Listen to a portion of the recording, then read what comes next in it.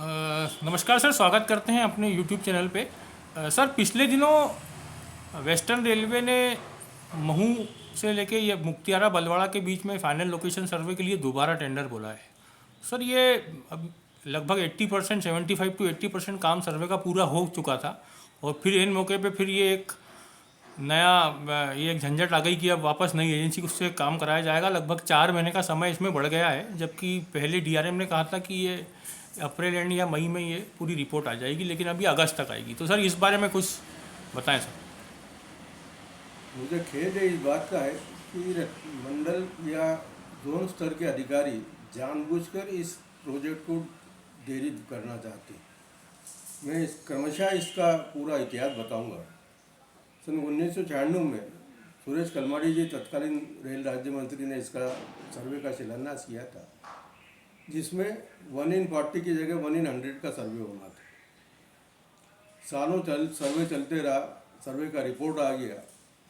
सर्वे का रिपोर्ट आने बाद फिर रेलवे को ये पता चला आखिरी स्टेज पर कि इसमें किसी डैम का बैक वाटर आ रहा है।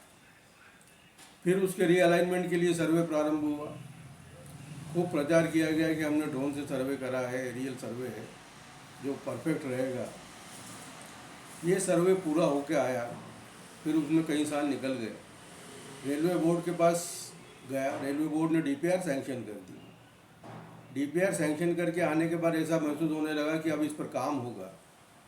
उसी समय किसी रेलवे अधिकारी जो परिचालन विभाग से संबंधित थे ने 1 in 100 की जगह 1 in 150 की मांग कर दी। ये बात फिर रेलवे बोर्ड के पास गई।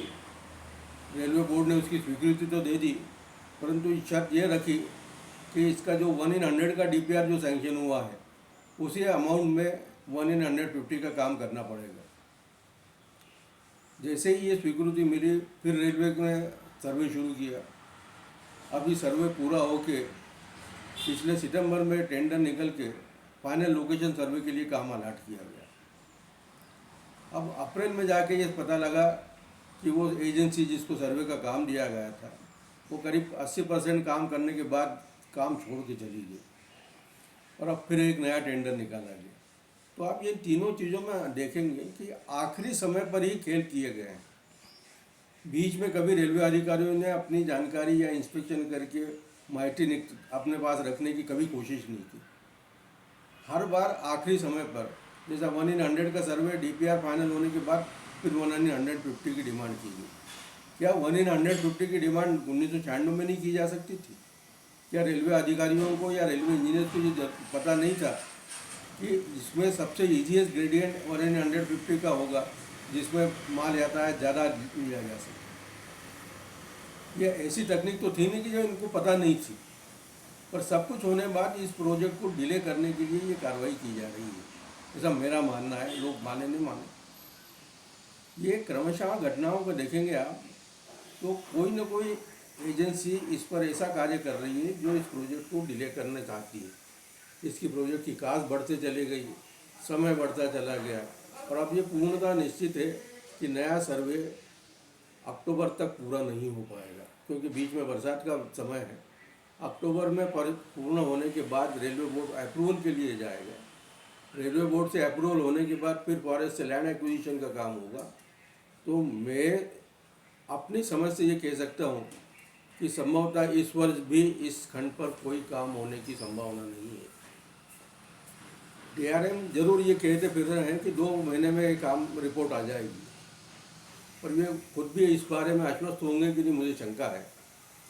और दूसरी शंका ये है कि कोई एजेंसी 80% काम करने के बाद कोई काम छोड़ दे, इसकी संभावना कम रहती है।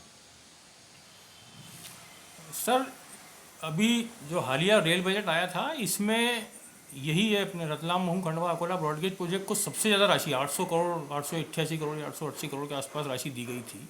अब इस राशि का क्या होगा सर? अब इस राशि से आधा तो मेरे ख्याल से लैप्स होने की स्थिति में रहेगा। जो कुछ बाकी, जिससे नर्मदा पर जो पुल बनना है और बलवाड़ा से सनावन ये जो काम होना है उसमें खर्च हो सकता है। महाराष्ट्र सरकार से कुछ पटरी बैठी तो वहाँ जो काम रुका हुआ है उसमें खर्च हो सकता है। ज़्यादातर हिस्सा मेरे ख्याल से लैप्स होगा। सर ये वाई सेक्शन का भी निर्माण की कुछ तैयारी कर सकते हैं ना, अभी चूँकि काफ़ी अच्छा हुआ है। अभी तो वाई सेक्शन के लिए इन्होंने रिपोर्ट ही नहीं दी है। वाई सेक्शन की रिपोर्ट जाए, महू ज़्यादा से ज़्यादा महू से राऊ के बीच का काम महू खंडवा के खेड़ में पूरा की सकते हैं। रतलाम बाईपास का भी काम हो सकता है। रतलाम बाईपास में भी लैंड एक्विजिशन के लिए रेलवे की तरफ से कोई जल्दी नहीं की जा रही है।